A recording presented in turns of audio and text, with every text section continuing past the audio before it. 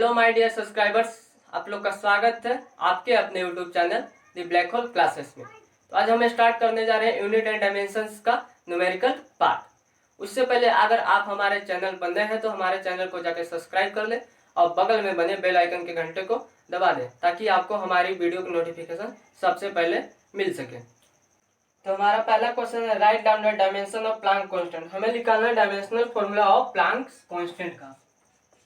Planck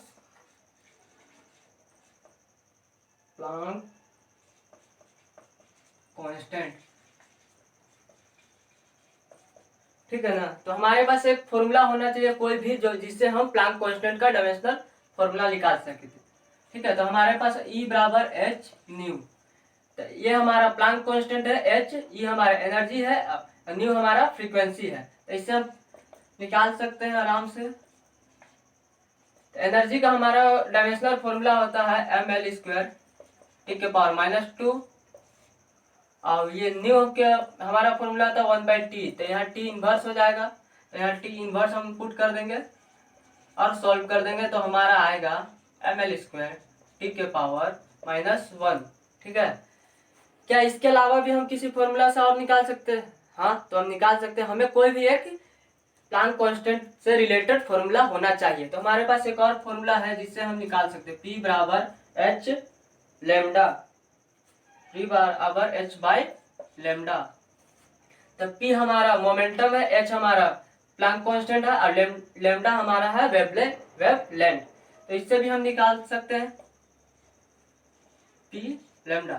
तो P हमारा momentum है, तो मोमेंटम का फॉर्मूला होता है मास इनटू वेलोसिटी। ठीक है, तो मास इनटू वेलोसिटी, तो मास हमारा m हो गया, वेलोसिटी l टी के पावर -1। यहाँ हम पुट कर देंगे ml टी के पावर -1। ये जो लेमडा है तो लेमडा तो हमारा वेवलेंथ है, तो वेवलेंथ को हम l से नापते हैं, लेंथ में नापते हैं, तो यहाँ हम l पुट कर देंगे। तो सॉल्व करने पर हमारा आएगा ml² टी के पावर -1। देखिए दोनों का सेम आ रहा है। इसका बोलने का मतलब है कि हमारे पास कोई भी एक प्लांक कांस्टेंट निकालने का फॉर्मूला हो तो हम उसका डायमेंशनल फॉर्मूला निकाल सकते हैं। तो चलिए अगला क्वेश्चन हम तो हमारा दूसरा क्वेश्चन है right down the dimensional formula of impulse. तो इम्पल्स का हमें डायमेंशनल फॉर्मूला निकालना है। इम्पल्स, तो इम्पल्स का हमें फॉर्मूला पता है, एक फोर्स इनटू टाइम। तो फोर्स का डायमेंशनल फॉर्मूला होता है ml टी के पावर -2 और टाइम का तो t। तो सॉल्व करने पर आएगा हमारा ml टी के पावर -1। अब देखते हैं तीसरा क्वेश्चन क्या बोल रहा है। तीसरा क्वेश्चन है what is the dimension of Boltzmann constant. तो हमें निकालना ब्रोंजमैन कांस्टेंट।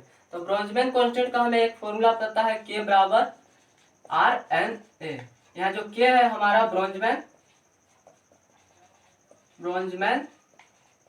कांस्टेंट है, R है हमारा universal gas constant, universal gas constant.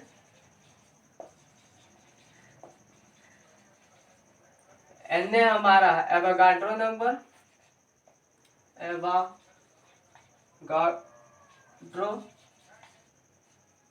Number. ठीक है, तो हमें क्या क्या निकालना होता है। N हमारा जो है कांस्टेंट है, तो कांस्टेंट का जो भी डायमेंशनल फॉर्मूला होता है वो होता है हमारा 0। कोई भी कांस्टेंट का डायमेंशनल फॉर्मूला हमारा 0 होता है।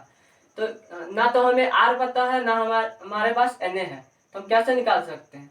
तो के R बराबर हमारा एक और फॉर्मूला होता है PV बराबर nRT, आइडियल गैस का, आइडियल गैस। तो इससे हम R निकाल सकते हैं। तो हम R निकालते हैं, इससे कैसे निकाल सकते हैं। तो हम R यहाँ से निकाल सकते हैं PV/LT। ठीक है ना। तो P क्या हमारा, तो P हमारा यहाँ पर प्रेशर है। ठीक है, तो प्रेशर का हमारा एक फॉर्मूला होता है फोर्स बाय एरिया। तो यहाँ से हम फोर्स mL के पावर -2 डायमेंशनल फॉर्मूला निकाल रहे हैं और एरिया का हमारा होता है L²। तो यहाँ सॉल्व करेंगे तो हमारा आएगा mL L के पावर -1 और T के पावर 2, ठीक है ना। तो अब यहाँ हम पुट कर देते हैं अपना जो भी आया है ml -1 t के पावर -2 अब p v। तो v हमारा क्या है, तो v हमारा वॉल्यूम है, तो वॉल्यूम को हम किस रूप में, तो वॉल्यूम को भी L क्यूब में, ठीक है, L क्यूब। n हमारा क्या है, तो n हमारा नंबर ऑफ मोल्स है, तो नंबर ऑफ मोल को हम मोल के रूप में लिख देते हैं। और टी क्या हमारा, टी हमारा टेम्परेचर है, तो टेम्परेचर को हम किस रूप में मेजर करते हैं, तो केल्विन के रूप में, तो के से हम इसे डिनोट करते हैं। तो हम इसे सॉल्व करते हैं, क्या आता है, तो m L के पावर 2 टी के पावर -2 मोल इनवर्स के इनवर्स। तो ये हमारा डायमेंशनल फॉर्मूला हुआ आर का, ठीक है, ये हमारा हुआ आर का। तो आर हम इसमें पुट कर देंगे, तो आर हम यहाँ पुट करेंगे तो के बराबर हमारा हुआ आर बराबर एन ए। तो एन है तो हमारा क्या है, कांस्टेंट है, कांस्टेंट का तो 0 होगा, तो के बराबर हमारा हो जाएगा सीधा सीधी ml स्क्वायर टी के पावर -2 मोल इनवर्स के पावर -1। तो देखा जाए तो दोनों का सेम आ रहा, आर और के का दोनों का हमारा सेम आया, ठीक है। तो हमारा निकल गया के ओ, मतलब हमारा निकला ब्रोंजमैन कांस्टेंट। अब देखते हैं हम चौथा क्वेश्चन हमारा क्या है, what is the dimension of universal gas constant. तो सीधा सीधे देखे तो हम यूनिवर्सल गैस कांस्टेंट यानी आइडियल गैस का ही निकाल दिए थे, ठीक है।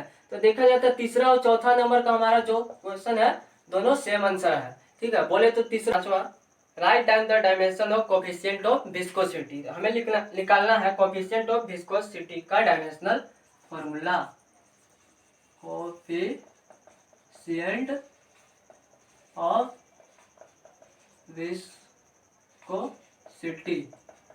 जिसे हम ईटा के रूप में रिप्रेजेंट करते हैं, ठीक है ना। तो इसके रिलेटेड हमारे पास एक फॉर्मूला होना चाहिए। जो मेरे पास एक फॉर्मूला है वो है F बराबर 6 पाई n v r, ठीक है ना। तो ये जो n है उसी को हम लोग बोलते हैं विस्कोसिटी, मतलब ईटा। अब v हमारा है वेलोसिटी, r हमारा है रेडियस, और 6 पाई जो है हमारा कांस्टेंट है। तो कांस्टेंट का डायमेंशनल फॉर्मूला होता है 0। तो f का हम डायमेंशनल फॉर्मूला हमें पता है, तो ml टी के पावर -2 6 पाई हमारा क्या कांस्टेंट, तो कांस्टेंट का भी मैंने बताया 0। ईटा का हमें निकालना तो उसी रूप में छोड़ देते हैं। अभी b हमारा वेलोसिटी l टी के पावर -1 और r हमारा रेडियस, तो रेडियस को हम लोग लेंथ में मेजर करते हैं डायमेंशनल फॉर्मूला में। यहाँ से हम ईटा निकाल लेते हैं, तो होगा हमारा m l टी के पावर -2 और यहाँ से हम l स्क्वायर टी के पावर -1। तो सॉल्व करते हैं तो हमारा आता है यहाँ से क्या, m l के पावर -1 टी के पावर -1। ये हमारा हुआ डायमेंशनल फॉर्मूला किसका, कोफिशिएंट ऑफ विस्कोसिटी का, ठीक है ना। कोफिशिएंट ऑफ विस्कोसिटी का डायमेंशनल फॉर्मूला। दूसरा हमारा क्वेश्चन क्या है, छठा number, right down the dimensional formula of gravitational constant. Gravitational constant का हमारा डायमेंशनल फॉर्मूला निकालना है, ग्रेविटेशनल कांस्टेंट। तो हमारे पास एक फॉर्मूला पता है जो F बराबर G m1 m2 by r square है। तो इसे हम तोड़ देते हैं G के रूप में। तो यहाँ से हमारा G हो जाएगा FR square by m1 m2। तो FR square by m1 m2। तो हमारे पास क्या है, तो F हमें पता है, F dimensional formula of force ml T के power -2 dimensional formula of r l square dimensional formula of m1 m2 हमारा है मास, तो मास को हम m के रूप में रिप्रेजेंट करते हैं m। जैसे हम सॉल्व करें तो हमारा आएगा m के पावर -1 l के पावर 3 t के पावर -2। तो ये हुआ हमारा डायमेंशन ऑफ ग्रेविटेशनल कांस्टेंट, ठीक है ना। अगला क्वेश्चन हमारा नंबर 7वां है, if L and R represent inductance and resistance respectively, then what is the dimension of L by R। हमारा पूछ रहा है dimensional formula L by R के रूप में क्या होगा, ठीक है ना। L है जो हमारा इंडक्टेंस है, L जो हमारा है इंडक्टेंस है, अब आर हमारा है रेजिस्टेंस। इंडक्टेंस और रेजिस्टेंस क्लास 12 में हमें अच्छा तरीके से पढ़ना है, इसीलिए मैं सिर्फ आपको यहाँ पर बतला देता हूँ। इसका डायमेंशनल फॉर्मूला आपको सिर्फ निकालना आना चाहिए क्लास 11 में, ठीक है। तो एल बाई आर को हम लोग रिप्रेजेंट करते हैं टाइम के रूप में, ठीक है, टाइम को। तो टाइम का हमारा डायमेंशनल फॉर्मूला क्या है? तो टाइम का हमारा डायमेंशनल फॉर्मूला है टी रूप में प्रेजेंट करते हैं। तो मैं इसको ऐसे लिख सकते हैं, एम जीरो हुआ, एल जीरो हुआ और टाइम 1 हुआ, ठीक है ना। तो हमारा 8वां नंबर भी क्वेश्चन हुआ जिसका डायमेंशनल फॉर्मूला निकला टी के पावर 1। अगला क्वेश्चन है 8वां number, if R and C present resistance and capacity respectively, then give the dimension of RC। RC का हमें डायमेंशनल फॉर्मूला निकालना है, ठीक है ना। तो हमें क्या क्या, तो R हमारा क्या है? R तो हमारा है रेजिस्टेंस, सेम उसी तरह रेजिस्टेंस।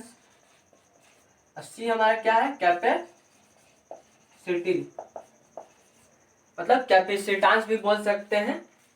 आर रेजिस्टेंस, इंडक्टेंस और कैपेसिटेंस हमारे क्लास 12 में फिजिक्स में अच्छे से डीपली पढ़ना इसके बारे में, इसका एक अलग ही चैप्टर है, ठीक है ना। तो इसको हमारा डायमेंशनल फॉर्मूला होगा, तो ये भी हमारा एक टाइम कांस्टेंट ही है। तो ये भी हमारा एक टाइम कांस्टेंट ही है, ठीक है। तो टाइम हमारा कांस्टेंट है, तो इसका भी डायमेंशनल फॉर्मूला होगा टी। तो इसे हम इस रूप में लिख सकते हैं, M zero L zero T के पावर 1, ठीक है ना। तो अगला हमारा क्वेश्चन है, 9वां क्वेश्चन है। 9वां हमारा क्वेश्चन क्या है? तो 9वां हमारा question, if L and C represent the inductance and capacity, then write down the dimension of L and C. L और सी का हमें डायमेंशनल फॉर्मूला निकालना है। तो हम लोग ने 8 और नंबर 7 और 8 का निकाला था, इसमें हम लोग ने एल बाई आर और आर बाई सी का निकाला, ठीक है ना। तो क्या दोनों को हम गुना कर देते तो हमारा एल और सी आ जाएगा? तो चलिए करके देखते हैं हम। L by R into R और सी, तो एल बाई आर से आर हमारा कैंसिल होगा, एल सी। तो चलिए हमारा ये आ गया एल और सी। तो हमारा डायमेंशनल फॉर्मूला क्या आया था एल बाई आर का? तो टी आया था। और आर सी का हमारा क्या आया था? आर सी का हमारा डायमेंशनल फॉर्मूला आया था टी। तो हमारा क्या हो गया? टी के पावर 2। तो इसे हम इस रूप में लिख सकते हैं, M zero L zero T के पावर 2। तो 10वां नंबर सवाल हमें बोल रहा है कि if a current I is flowing through a inductance L, then find the dimension of L I square. एक इंडक्टेंस एल है, 10 नंबर सवाल बोल रहा है कि इंडक्टेंस एल है, उसमें करंट आई फ्लो कर रहा। तो हमें क्या बोला जा रहा है कि dimensional formula of L I square. तो हमें निकालना है dimensional formula of L I square. L I square का हमें डायमेंशनल फॉर्मूला निकालना है। हमारे पास क्या होगा कि हम एल आई स्क्वायर का डायमेंशनल फॉर्मूला निकाल सकते हैं? तो हमारे पास एक फॉर्मूला है, एनर्जी बराबर एनर्जी ऑफ है इंडक्टेंस होता है हाफ एल आई स्क्वायर। यहाँ जो हाफ है हमारा कांस्टेंट है, कांस्टेंट का डायमेंशनल फॉर्मूला होता है 0, ठीक है। तो हमारा क्या बच गया? तो हमारा बच गया एल आई स्क्वायर। तो एल आई स्क्वायर हमारा क्या है? तो एल आई स्क्वायर हमारा सीधा तौर पर हम बोल सकते हैं कि यह हमारा एनर्जी है, ठीक है ना। तो इसको हम एनर्जी बोल सकते हैं। तो एनर्जी का आप डायमेंशनल फॉर्मूला जानते हैं क्या होता है? तो उसे हम क्या लिख सकते हैं? एनर्जी का डायमेंशनल फॉर्मूला होता है एम एल स्क्वायर टी के पावर -2, ठीक है ना। तो ये हमारा हो गया dimensional formula of L I square का, मतलब कि एनर्जी का, ठीक है। तो अगला क्वेश्चन हम देखते हैं क्या है। If C represent the capacity of conductance and if V represent the potential difference across its end, then find the dimension of C B square. तो हमें निकालना dimensional of C B square. 11वां number हमारा पूछ रहा है कि dimensional formula निकालना है सी बी स्क्वायर का, dimensional of C B square. तो इसमें भी हम उसी तरह करेंगे, एनर्जी का पहले कर लेते हैं, एनर्जी ऑफ। तो एनर्जी ऑफ हम क्या करें थे, यहाँ पर एनर्जी ऑफ हम कैपेसिटर करते हैं, कैपेसिटर, ठीक है ना। तो एनर्जी ऑफ कैपेसिटर का फॉर्मूला होता है हमारा हाफ सी वी स्क्वायर। तो हाफ क्या था, हाफ हमारा है कांस्टेंट, बच गया क्या सी वी स्क्वायर। तो सी वी स्क्वायर भी तो हमारा एक एनर्जी है, ठीक है ना। यहाँ पर हमने लिखा था कि एनर्जी ऑफ कैपेसिटर या सी वी स्क्वायर क्या डायरेक्टली प्रोपोर्शनल है एनर्जी ऑफ कैपेसिटर। तो हम डायरेक्ट लिख सकते हैं एनर्जी का डायमेंशनल फॉर्मूला, तो एम एल स्क्वायर, ठीक है, और -1। देखिए तो दोनों सेम ही हमारा आंसर है, इसका और इसका, क्योंकि दोनों में हमारे एनर्जी का ही निकालना था, इसीलिए दोनों का आंसर भी सेम आया, ठीक है ना। तो अगला क्वेश्चन हम देखते हैं, can unit of energy be written as a watt into day. Number 12वां सवाल बोल रहा है कि क्या हम एनर्जी को वाट इनटू डे के रूप में लिख सकते हैं। तो देखते लिख सकते हैं कि नहीं।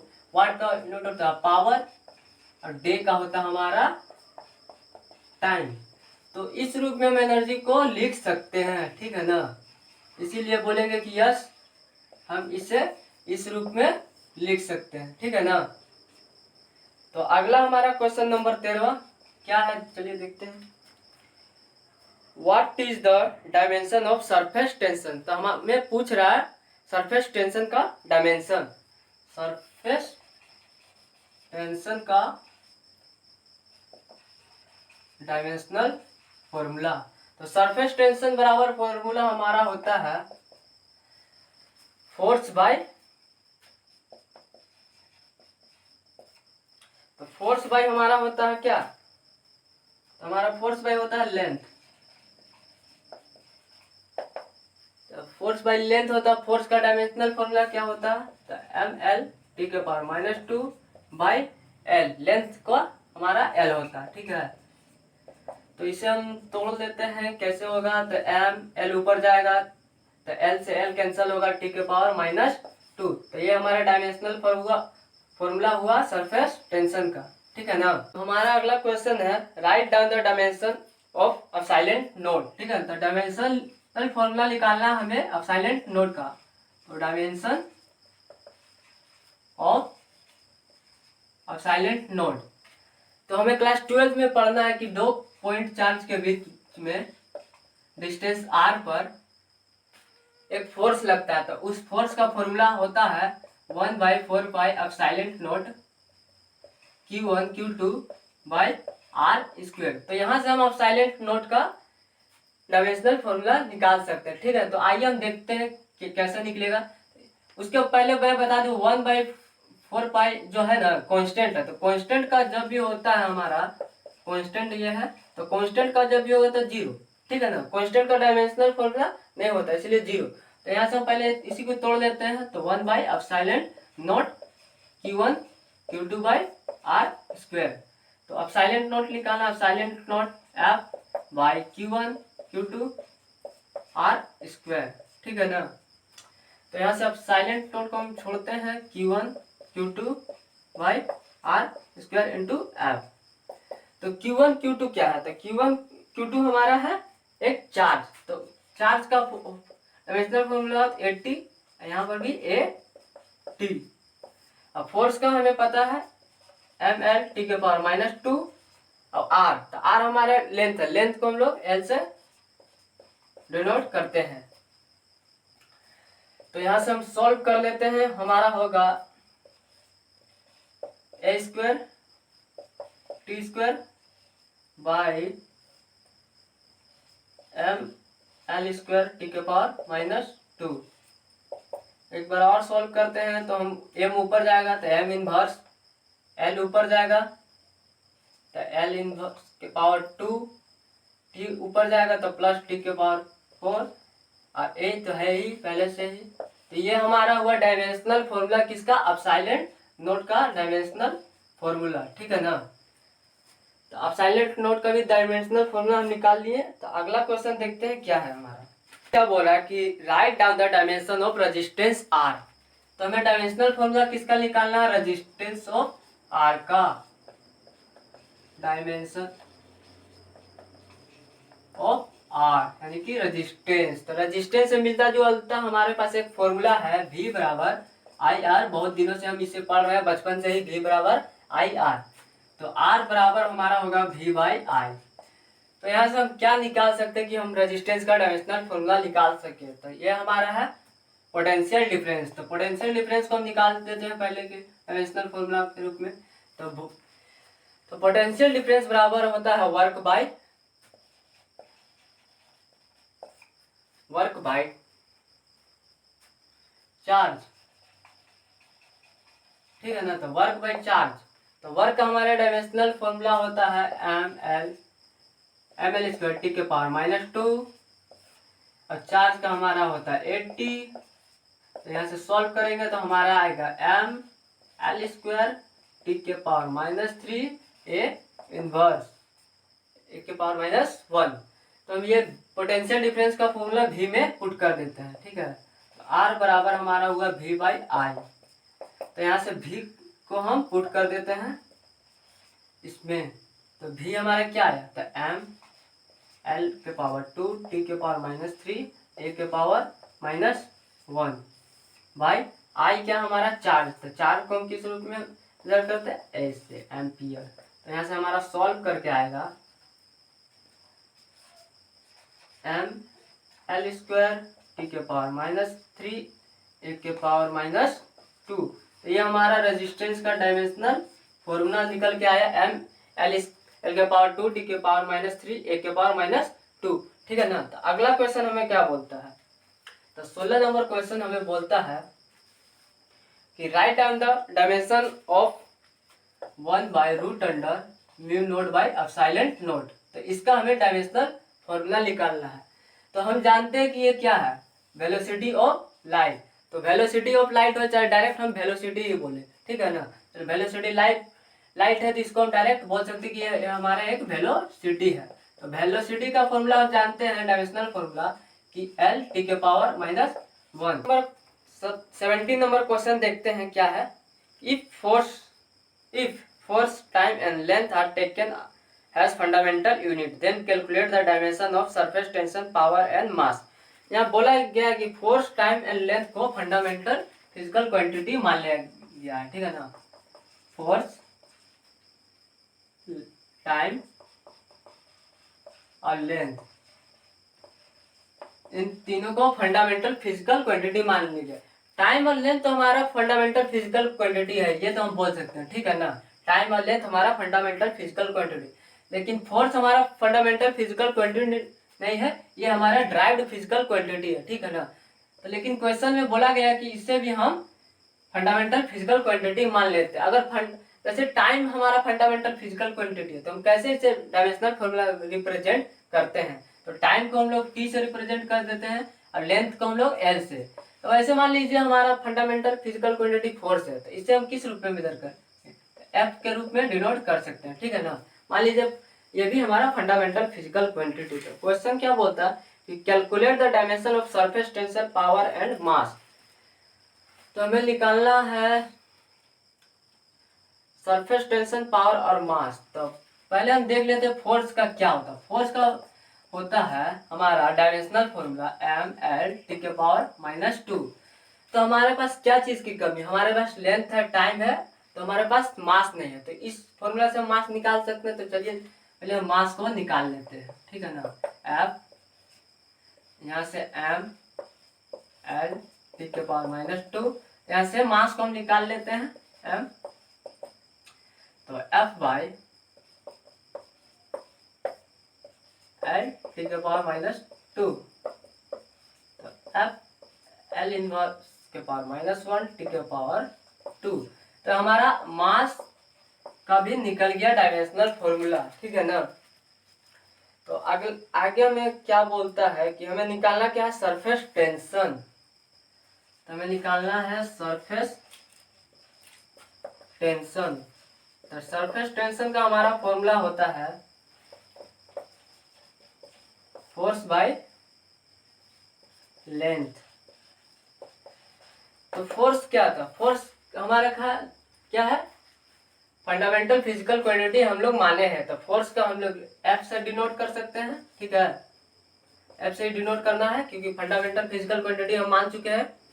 लेंथ क्या था, लेंथ पहले से ही है एल, तो यहाँ से सॉल्व होके हमारा आएगा एफ एल के पावर -1, मिलाते हैं तो सही है। दूसरा क्या बोलता है, पावर, ठीक है ना, तो पावर को भी निकालना हमें डायमेंशनल फॉर्मूला। तो वर्क बाय होता है क्या, time, work by time.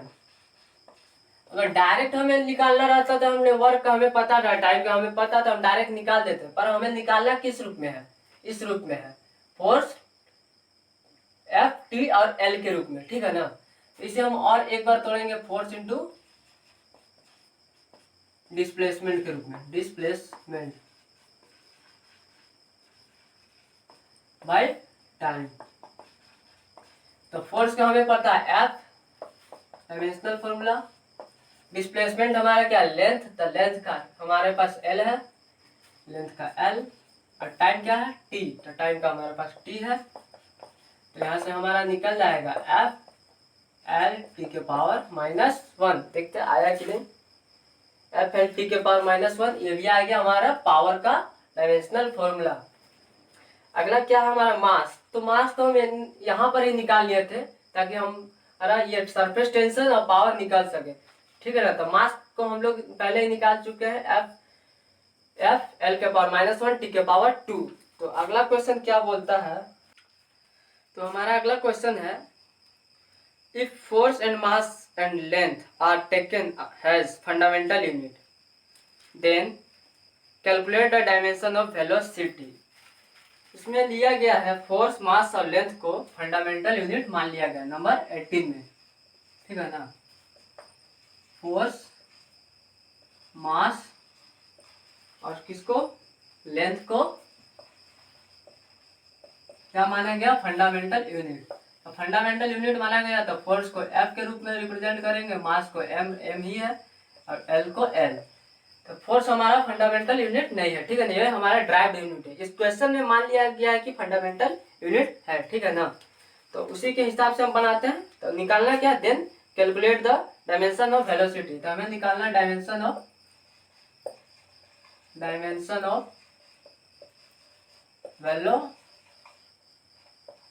Velocity, ठीक है ना, हमें निकालना है डायमेंशन ऑफ वेलोसिटी। तो क्या करना है हमें, फोर्स, मास और लेंथ, ठीक है ना। तो हमें डायमेंशन ऑफ वेलोसिटी निकालने के लिए हमें एल टी के पावर -1, तो हमारे पास तो एल तो है और टी के पावर -1 के रूप में तोड़ना है। तो फोर्स के क्या है, तो फोर्स का डायमेंशनल फॉर्मूला हमारा होता है एम एल टी के पावर -1।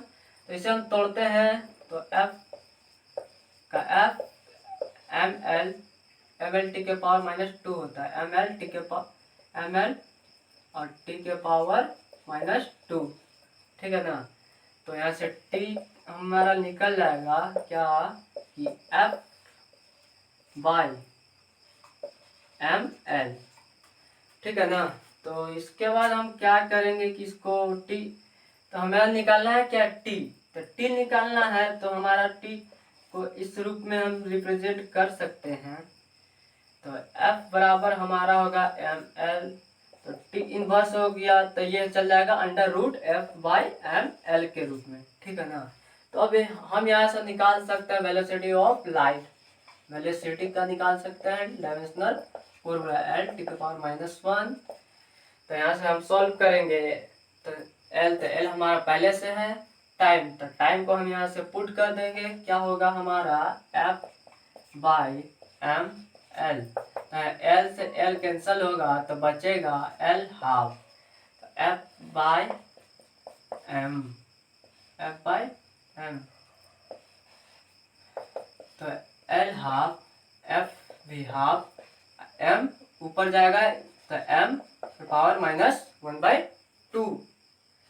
तो यहाँ से हमारा डायमेंशनल फॉर्मूला निकला क्या, L half F half M के पावर -1/2। तो ये हमारा निकल गया वेलोसिटी का डायमेंशनल फॉर्मूला। नंबर हमारा क्वेश्चन है कि if velocity of light c, the gravitational constant g and Planck constant h, chooses a fundamental unit, इन सभी को फंडामेंटल यूनिट मान ली गया है। वेलोसिटी ऑफ लाइट को, ग्रेविटेशनल कांस्टेंट जी को, प्लैंक्स कांस्टेंट एच को फंडामेंटल फिजिकल क्वांटिटी मान लिया गया है, ठीक ना। अब हमें निकालना क्या है, तो find the dimension of mass length and time is new system. हमें निकालना है डायमेंशनल फॉर्मूला किसका, मास लेंथ और टाइम का, किस रूप में, सी जी और एच के रूप में, ठीक है ना। तो चलिए क्वेश्चन की ओर बढ़ते हैं और निकालते हैं। तो हमें क्या नंबर 19 तो दिया हुआ हमारा क्या, वेलोसिटी ऑफ लाइट, ठीक है ना। तो हमारा दिया वेलोसिटी ऑफ लाइट, तो क्या लोग सी से रूप में रिप्रेजेंट करेंगे, इसका होता है वेलोसिटी ऑफ लाइट का एल टी के पावर -1, मानना है हमें यही सी, ठीक है ना। वेलोसिटी ऑफ लाइट हो गया, क्या दिया, ग्रेविटेशनल कांस्टेंट, ग्रेविटेशनल कांस्टेंट जी। तो ग्रेविटेशनल कांस्टेंट का होता है m के पावर 1, l के पावर 3 और t के पावर -2। अगला है क्या, Planck's constant, Planck's constant h, तो इसका होता है हमारा m l² टी के पावर -1। तो velocity of light, gravitational constant जी और प्लैंक कांस्टेंट एच को हम फंडामेंटल फिजिकल क्वांटिटी मान लिए। तो हमारा क्या इक्वेशन हो गया, 1, 2 और 3 इक्वेशन हो गया। तो हमें निकालना क्या है, मास लेंथ और टाइम के रूप में, ठीक है ना। तो हम लोग इक्वेशन सोल्व करते थे एक्स और वाई के रूप में, हमारा 2 अननोन रहता था, हमें निकालना रहता था एक्स और वाई, ठीक है ना। तो उसी प्रकार हमें इन सभी को सॉल्व करना है। तो कैसे हम सॉल्व कर सकते हैं, मान लीजिए हम लोग 1 और 2 को लेकर सॉल्व करते हैं तो क्या होगा, चलिए मान लीजिए हम लेते हैं एल टी के पावर -1 बराबर सी, इक्वेशन 1। तो एल और टी के पावर में एक हमें और इक्वेशन चाहिए होगा, तो पर ये दोनों है किस रूप में, एम एल और टी के रूप में। तो क्या हम इसे एल और टी के रूप में चेंज कर सकते हैं, तो देखते हैं चेंज कर सकते हैं कि नहीं, ठीक है ना। तो क्या करते हैं कि दोनों को मल्टीप्लाई करवा देते हैं। तो मल्टीप्लाई करवाने से होगा क्या कि m और m कैंसल हो जाएगा, तो l और t के रूप में हमारा आ जाएगा। तो हम लोग सेकेंड एंड थर्ड को मल्टीप्लिकेशन करवा देते हैं और हमारा आ जाएगा क्या कि m l के पावर 3 t के पावर 2 और m l² t के पावर -1 और g h।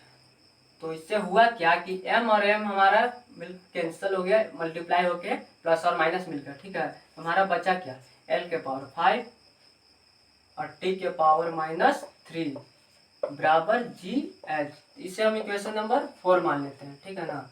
इक्वेशन नंबर हमारा ये 4 हुआ। तो g और h के रूप में हमारा आ गया। तो अब हम क्या करते हैं, दोनों को डिवाइड दे देते हैं, 1 और 2, इक्वेशन नंबर 1 और 2 को इक्वेशन सॉल्व कर देते हैं। इक्वेशन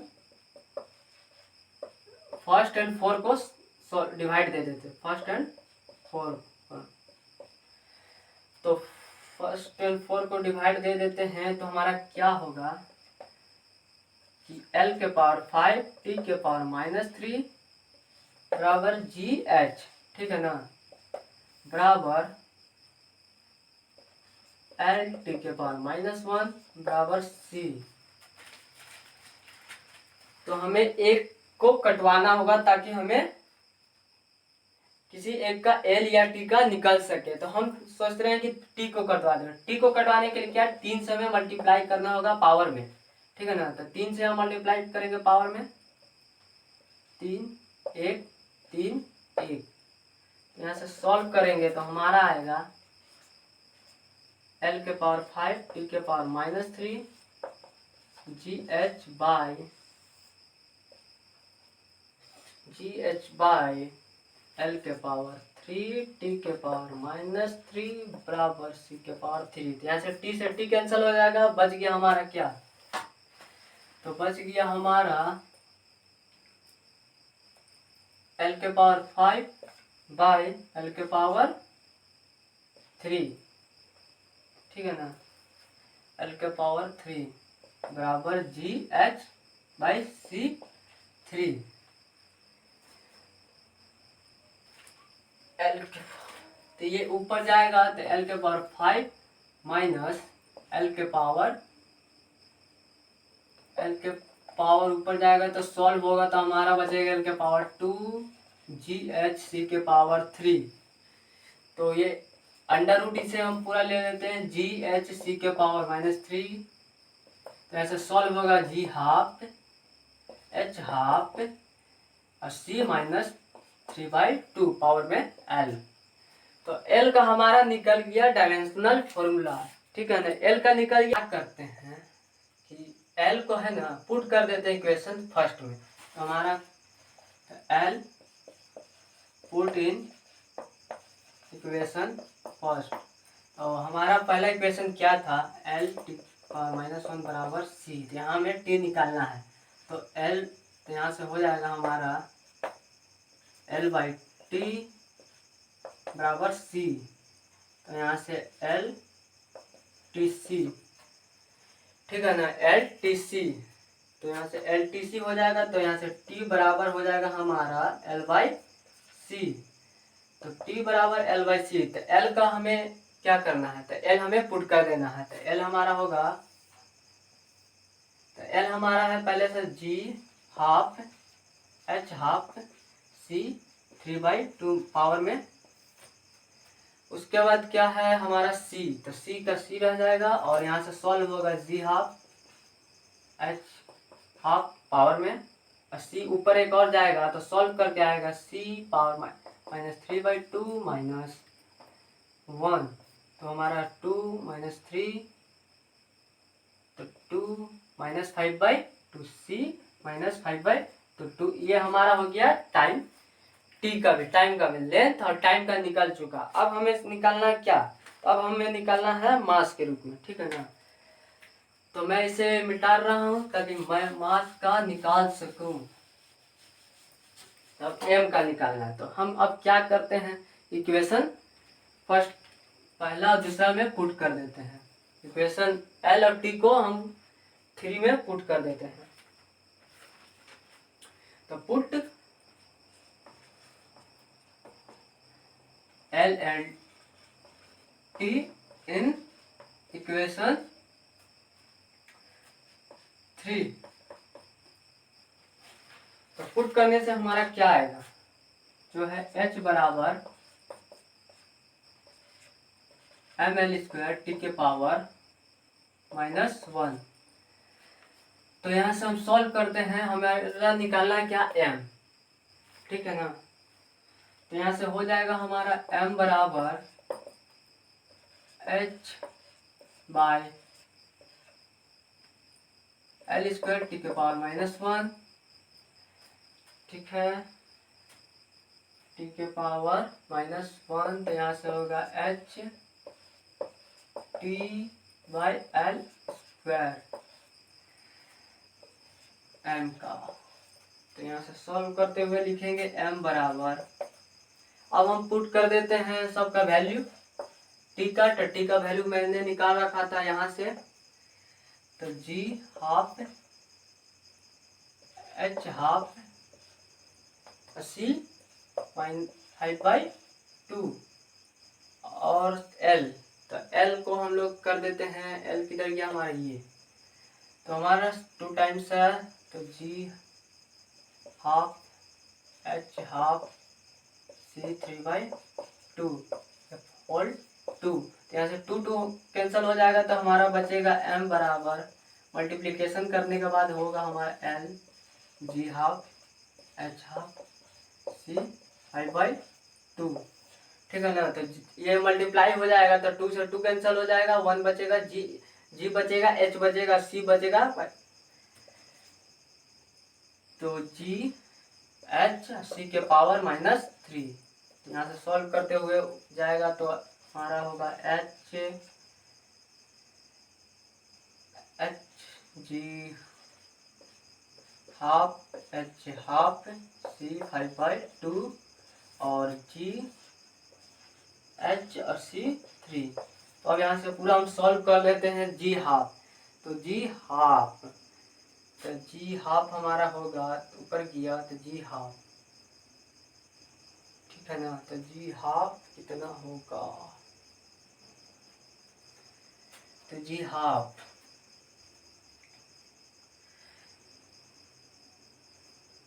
तो ये तो हमारा माइनस में हो जाएगा भाई, ये प्लस में हो जाएगा, -1 +1, ठीक है, ऊपर गया इसीलिए। तो यहाँ से सॉल्व करने पाएगा हमारा एच 1/2 जी -1/2 और सी 1/2। तो आप सॉल्व करके देख सकते हैं हमारा इतना आंसर आएगा m का, ठीक है। क्वेश्चन नंबर 20 है, बोल रहा है कि कन्वर्ट 1 न्यूटन इनटू डाइन। तो न्यूटन जो है हमारा एसआई में है और डाइन है हमारा जो सीजीएस में। तो हमें बदलना क्या है, न्यूटन से डाइन में, मतलब एसआई से सीजीएस में। तो चलिए बदल के देखते हैं, कन्वर्ट करते हैं 1 newton into dyne. Number 20 question बोल रहा है कि हमें बदलना है न्यूटन से डाइन में। तो न्यूटन इनटू डाइन। तो न्यूटन किसका है, यूनिट तो है फोर्स का। तो हमें चाहिए क्या, फोर्स का डायमेंशनल फॉर्मूला।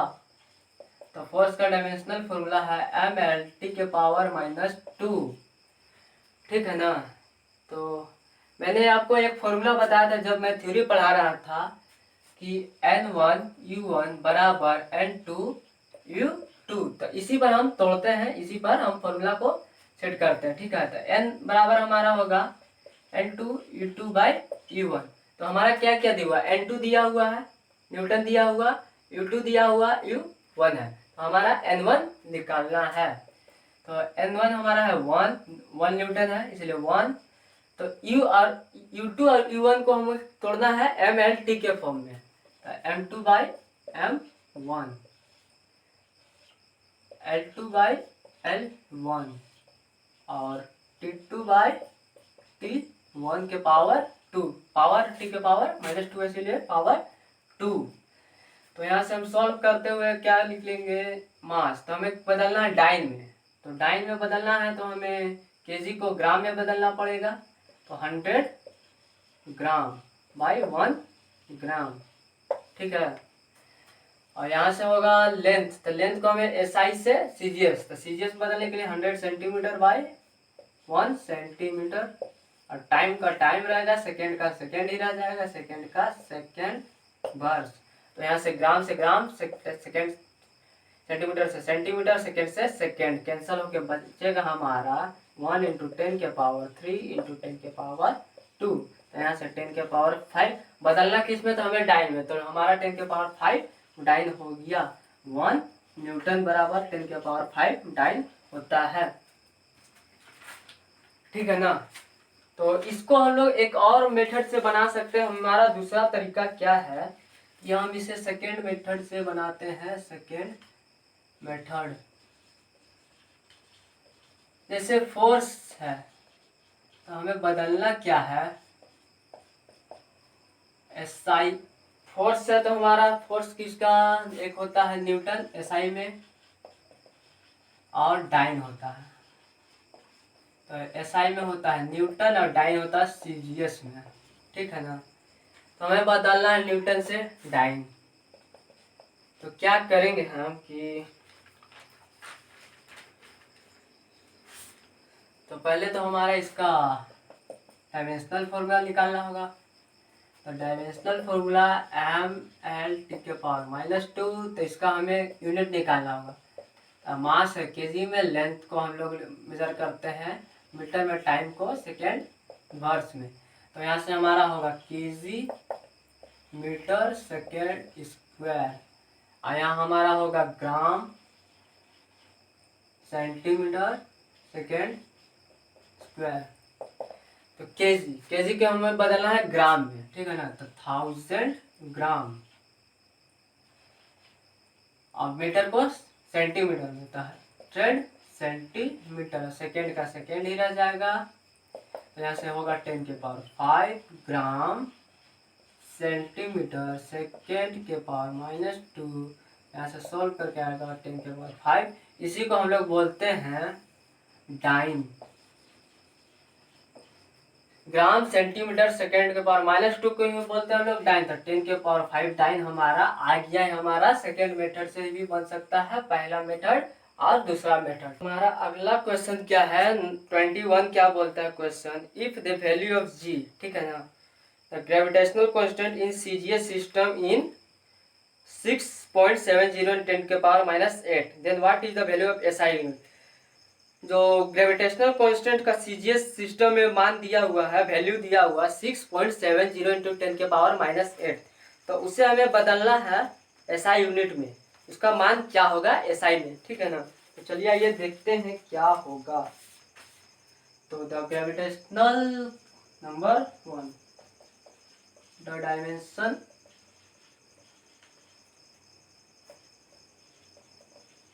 Of G.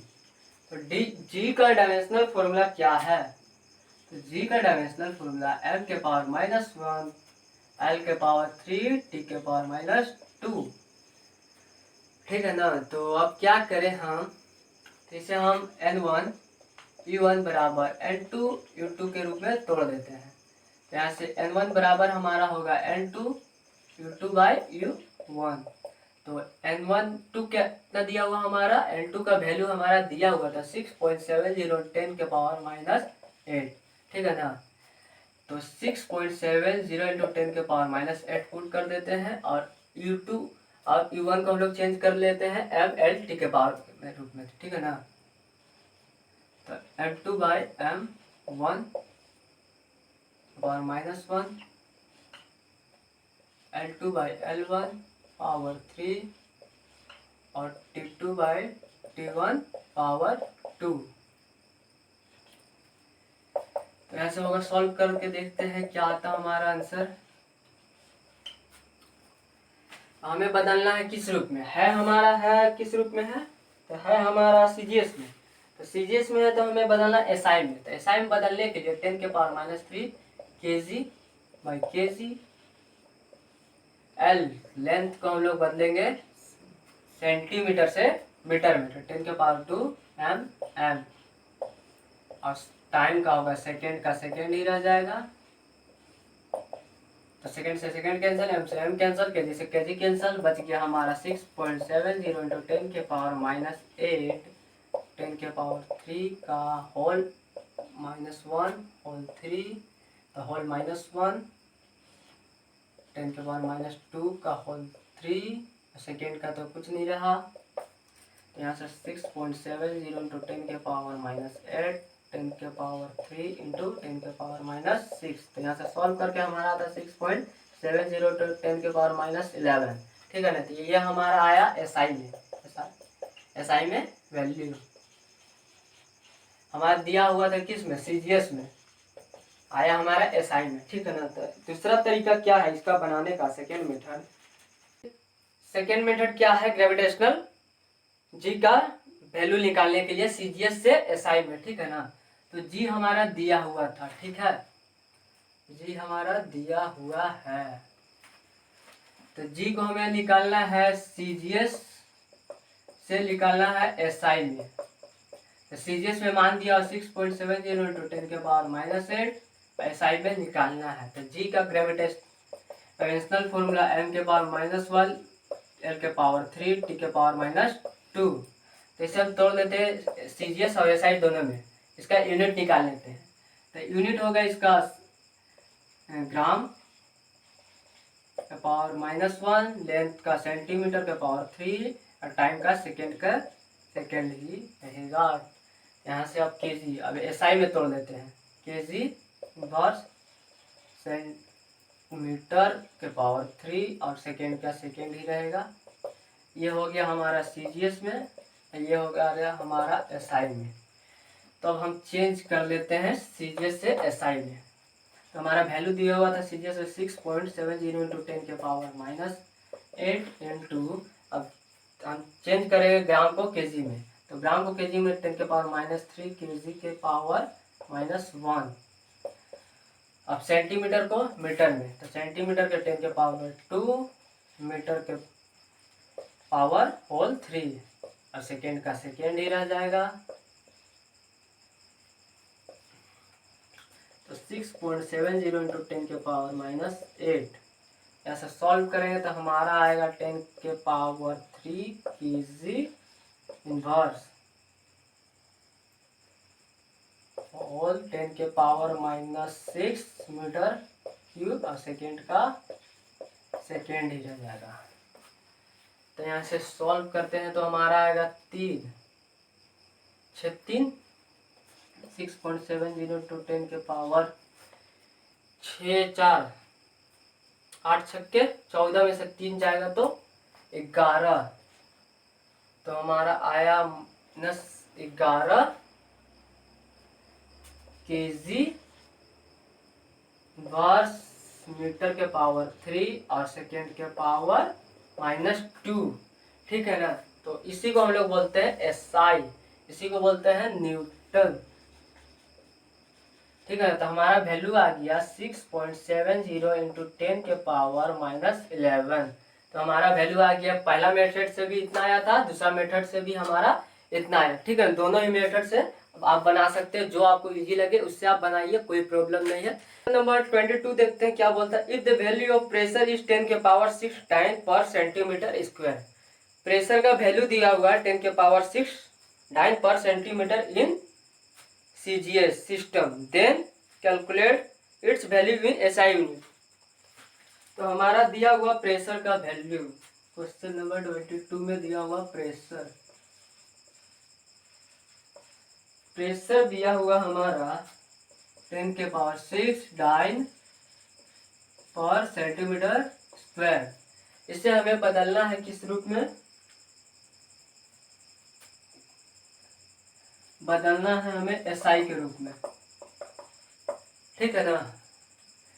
तो कैसे हम बदल सकते हैं, तो प्रेशर हमारा जो दिया है 10 के power 6 dyne per centimetre square, तो हमारा होता है 1 न्यूटन बराबर 10 के पावर 5 डाइन, ठीक है ना। तो हमारा डाइन को बदलना है न्यूटन में, तो क्या होगा, तो 1/10 के पावर 5 डाइन, तो 10 के पावर 5 ऊपर जाएगा, बच गया डाइन, तो डाइन की जगह हम लिख सकते हैं न्यूटन।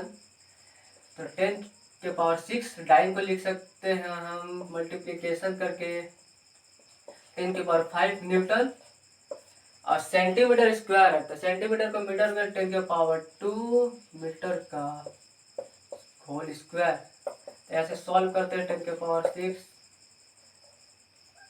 इंटू 10 के पावर -5 न्यूटन बाय 10 के पावर -4 मीटर स्क्वायर। तो सॉल्व करने पर आएगा हमारा 10 के पावर 10 इंटू 10 के पावर 5 न्यूटन मीटर स्क्वायर। तो फिर सॉल्व करेंगे तो 10 के पावर 5 न्यूटन मीटर स्क्वायर। तो ये हमारा वैल्यू आया SI में, ठीक है, SI में हमारा वैल्यू आया। तो अब जो प्रेशर का वैल्यू दिया था CGS में, तो हम लोग ने कन्वर्ट करके निकाल दिया उसे SI में। तो अगला क्वेश्चन हमारा क्या है, नंबर 23 से बोल रहा है कि convert 1 HP into what. Number 23 बोल रहा है 1 HP बराबर वाट। तो 1 HP बराबर वाट, तो HP जो है ना कि फुट में FPS सिस्टम में इसे कन्वर्ट किया जाता है, तो FPS सिस्टम का उतना यूज नहीं होता, ठीक है ना। इसीलिए हम इसे डायरेक्ट याद रखते हैं कि 1 HP बराबर 746 वाट, ठीक है ना। इसे हम डायरेक्ट याद रखते हैं, इसे सॉल्व भी कर सकते हैं, लेकिन हम आखिरी में इसको देखेंगे कैसे सॉल्व करते हैं, ठीक है ना। डायरेक्ट ऐसे याद रखते हैं, आगे हम लोग क्वेश्चन 12th में बनाएंगे तो हमारा आएगा 1 HP को हम लोग कन्वर्ट करना होगा तो वाट में, तो हम डायरेक्ट याद रख सकते हैं कि 746 वाट होता है। 24 नंबर क्या है देखिए, the surface tension of liquid in CGS system is 70 dyne per centimetre, then what is value of SI unit. जो सरफेस टेंशन ऑफ लिक्विड दिया हुआ 17 डाइन पर सेंटीमीटर, और उसे बदलना है हमें SI यूनिट में, जो CGS में दिया हमें SI में बदलना है, ठीक है ना। 24 दिया हुआ सरफेस टेंशन ऑफ लिक्विड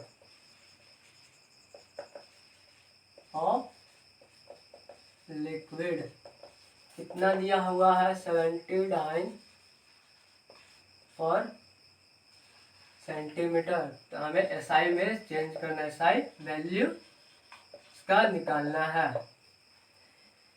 तो सरफेस टेंशन बराबर क्या करें हम, सरफेस टेंशन, ठीक है। तो सरफेस टेंशन बराबर हमारा दिया हुआ 79 पर सेंटीमीटर। इसे हम बदल लेते हैं डाइन को न्यूटन में। तो 10⁵ न्यूटन बाय सेंटीमीटर को मीटर में, तो 10⁻² मीटर। सॉल्व करने पर हमारा आता है 70 इंटू 10⁻², ऊपर जाएगा तो 10⁻², 10⁻⁵ न्यूटन बाय मीटर। फिर इसको हम थोड़ा सा करेंगे तो 7 इंटू 10⁻² न्यूटन मीटर। ये हमारा वैल्यू आ गया एसआई में, ठीक है ना। इस एसआई में हमारा वैल्यू आ गया सरफेस टेंशन का। तो अब देखते हैं अगला क्वेश्चन क्या है हमारा, क्वेश्चन नंबर 25। तो 25 क्वेश्चन नंबर क्या बोलता है, if the density of wood is CGS system is 0.5 gram per CC, then what will be the value of SI unit. तो डेंसिटी ऑफ वुड दिया हुआ सीजीएस में 0.5 ग्राम पर सीसी दिया हुआ, ठीक है ना।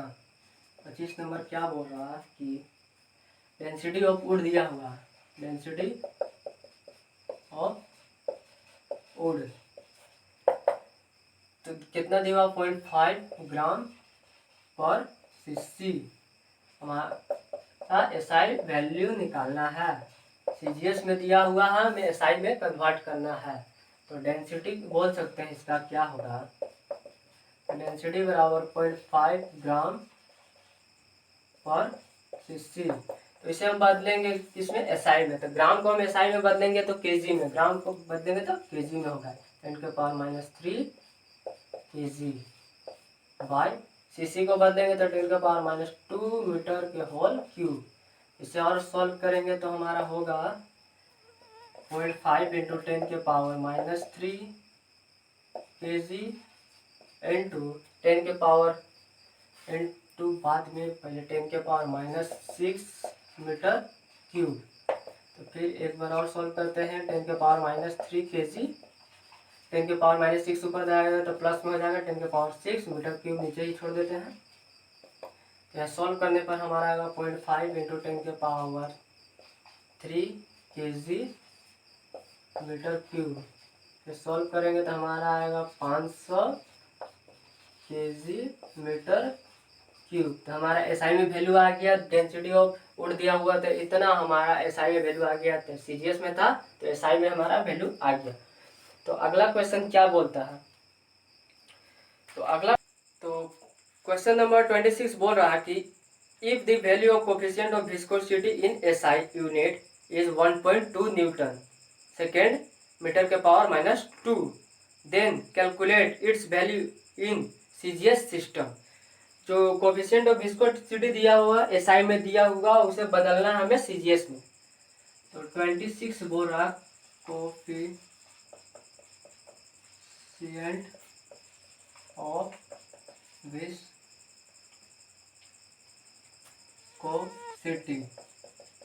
कितना दिया हुआ है, तो हमारा दिया हुआ है 1.2 न्यूटन सेकेंड मीटर के पावर -2। इसे बदलना हमें सीजीएस में। कोफिशिएंट ऑफ विस्कोसिटी, विस्कोसिटी को हम लोग ईटा से रिप्रेजेंट करते हैं। ईटा का वैल्यू दिया 1.2 न्यूटन सेकेंड मीटर के पावर -2। इसे बदलना हमें सीजीएस में। तो 1.2 इंटू न्यूटन को हमें डाइन में बदलते हैं। 1 न्यूटन बराबर 10⁵ डाइन, ठीक है। सेकेंड का तो सेकेंड ही रहेगा, ये मीटर नीचे आ जाएगा, चेंज होगा। तो मीटर चेंज होके क्या होगा, तो 1.2 into 10⁵ dyne second by metre को हम लोग बदलेंगे सेंटीमीटर में, तो 100 सेंटीमीटर का स्क्वायर, ठीक है ना। तो 1.2 into 10⁵ dyne second by 10⁴ centimetre square. तो यहाँ से 4 से 4 कट जाएगा, बचेगा कितना 1.2 इंटू 10 डाइन सेकेंड के पावर सेंटीमीटर स्क्वायर। तो सॉल्व करके हमारा आएगा 12 dyne second by centimetre square. तो ये हमारा वैल्यू आ गया सीजीएस में। अगला क्वेश्चन हमारा क्या है, एक्सप्रेस 90 डिग्री इन रेडियन।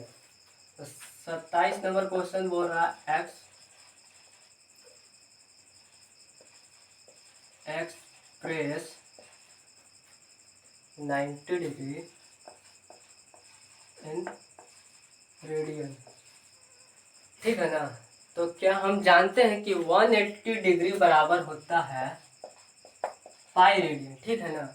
तो क्या हम 90 का निकाल सकते हैं, तो हाँ 180 डिग्री बराबर होता है पाई, तो ये 90 हाफ है, तो 90 हाफ कर दें तो यहाँ पाई/2 बस। तो हमारा अगला क्वेश्चन 28 क्या बोल रहा है, चलिए देखते हैं। If the unit of mass length and time be each double then how the unit of power will be change. जब हम लोग मास लेंथ और टाइम के यूनिट को डबल कर देते तो क्या हमारा पावर का यूनिट चेंज होगा कि नहीं, इसी को हम लोग देखते हैं। 28 नंबर में यही बोल रहा है कि मास m लेंथ l और टाइम t है, तो इसको हम लोग डबल कर देते हैं, तो 2m हो जाएगा, मास लेंथ हो जाएगा 2l और टाइम हो जाएगा 2t। तो पावर का डायमेंशनल फॉर्मूला होता है ml² t के पावर -3। तो अब चेंज करते हैं, डबल करना था तो देखते हैं डबल करके क्या होता है। P2 में हम लोग देखते हैं, तो मास को हम लोग डबल करना था, तो मास डबल हो गया, लेंथ को भी डबल कर देते हैं l के पावर 2 और टाइम को भी डबल 2t के पावर होल -3। तो यहाँ से 2m हो गया हमारा, यहाँ से 2l हो गया, यहाँ से 2l में 4l², यहाँ से हो गया हमारा 1/8 के इतना, ठीक है। तो यहाँ से हम लोग सॉल्व करते हैं, तो 8ml² t के पावर 3/8, तो 8 से 8 हमारा कैंसिल हुआ, तो बचा हमारा क्या ml² t के पावर 3। तो क्या देख रहे हैं, जब ml² t के पावर 3 जब मास लेंथ और टाइम डबल नहीं किए थे तब भी वैल्यू उतना ही था, जब डबल कर दिए मास लेंथ और टाइम को तब भी वैल्यू उतना ही है। डायमेंशनल फॉर्मूला दोनों का चेंज है। अगर डायमेंशनल फॉर्मूला ही नहीं चेंज होगा तो क्या यूनिट चेंज होगा, नहीं भाई। जब डायमेंशनल फॉर्मूला जब तक नहीं चेंज होगा तो यूनिट हम लोग भी चेंज नहीं कर सकते हैं, क्योंकि इससे हम लोग यूनिट भी निकाल सकते हैं, ठीक है। तो हम बोल सकते हैं कि दोनों इक्वल है, ठीक है। तो यहाँ ऐसे लिख सकते हैं कि U2 बराबर U1। तो एक और मेथड है, देखते हैं सेकेंड मेथड से बनाकर। U2 बराबर U1, तो सेकेंड मेथड क्या है, तो सेकेंड मेथड है जब डायमेंशनल फॉर्मूला ऑफ P क्या है, हम वो लिख लेते हैं पहले ml² t के पावर 3, ठीक है ना। तो U2/U1, तो यहाँ से मास m2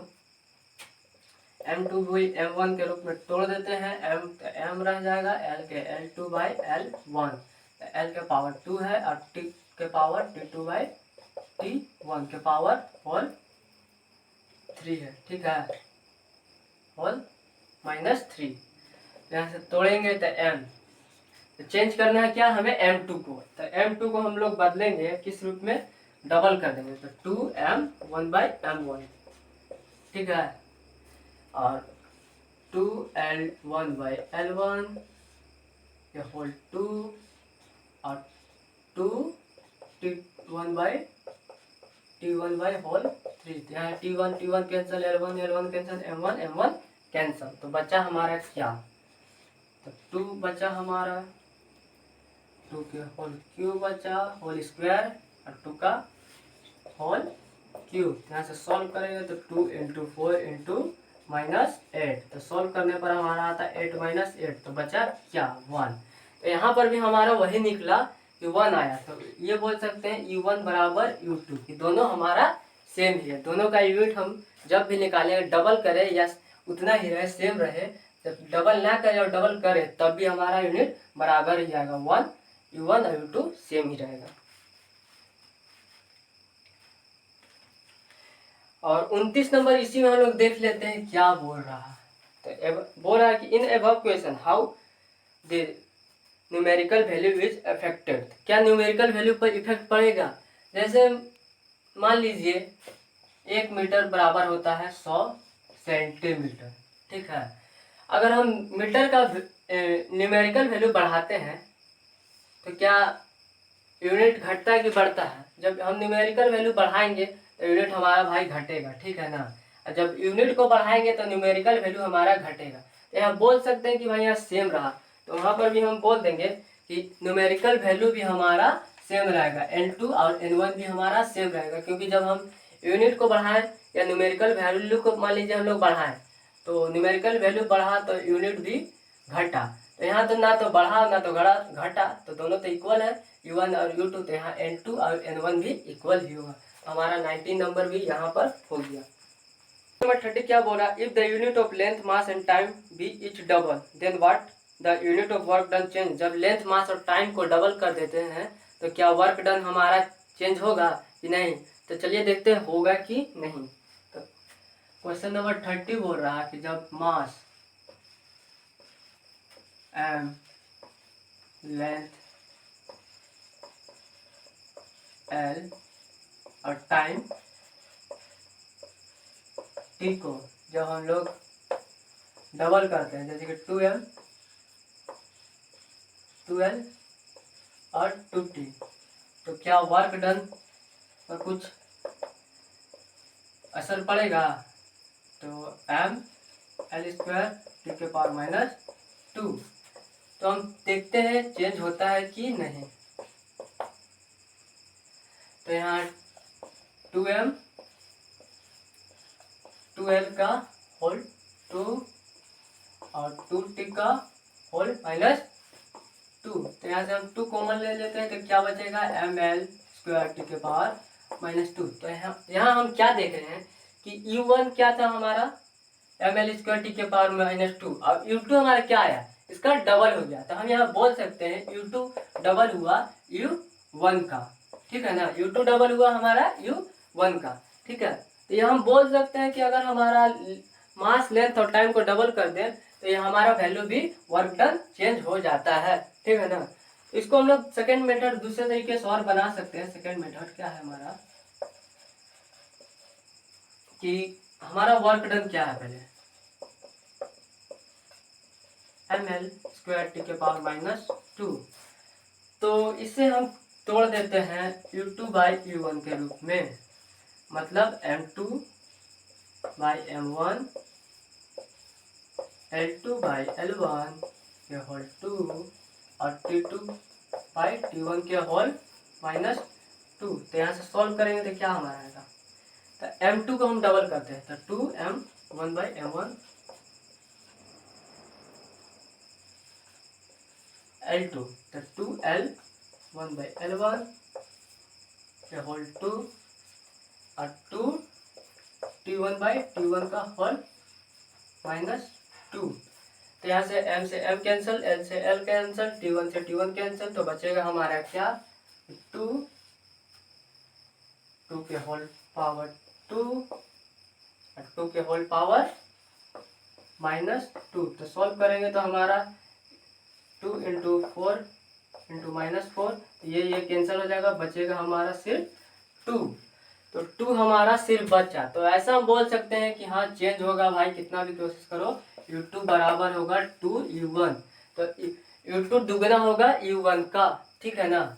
तो दूसरा मेथड से भी हम चेंज किए तो उतना ही आया, पहला मेथड से भी बनाया तो हमारा उतना ही आया। तो 31 नंबर का क्वेश्चन क्या बोल रहा है, 31 देखते हैं। ये बोल रहा है कि in the above programme how is the numerical value will be change.